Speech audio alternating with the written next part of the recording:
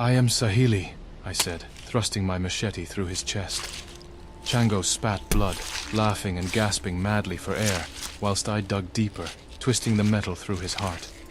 Slowly his spirit oozed from him, and I wondered whilst we went if he would be resigned to the seas of the great beyond like the Olvidados, or if he would find peace. I wrested my blade from out of him, and just as I did so, Azucar broke into the storm's eye. Moonlight that fought sunrise engulfed the ship, gold and white swarming every edge of my vision until there was no more. Let this be it for him, Tierra said. No, let him live, first before anything, cried Nyanza. Elegua, thoughts? A voice asked that I didn't know. Elgua cleared his throat. He didn't know right. He felt it. I awoke standing on a rickety pier, unsure if eons had passed or if I'd just survived the storm. The wood below was dark in the places it still needed drying from rain. Above me were light gray clouds punctuated by a blue sky. To my back was a man who sat on the floor, robed in so much cloth I could not see his face. On my right was Tayo, who faced me. You've been voted out of your punishment, the clothed man said. While you were gone, Tayo recounted to me what you did. To all the spirits she told the tale. The both of you are free to walk away, to go back and live out the rest of your lives. Really? I asked. Really? Tayo responded, grasping my shoulder.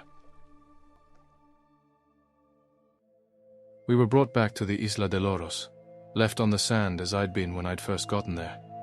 King Macario, because of Tayo, made a miraculous recovery, and each step of the way greatly thanked the both of us. A debt, he said he owed us, but the only thing we asked for in return was a memorial to be erected upon the island. Tayo, remembering the names of all the Olvidados, carved them into stone.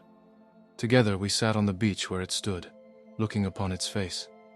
Though Tayo was as spirited as ever, sometimes she said she felt heavy. I knew what she meant. Most of the time I floated, no matter where I was, in a tidal pool of grief.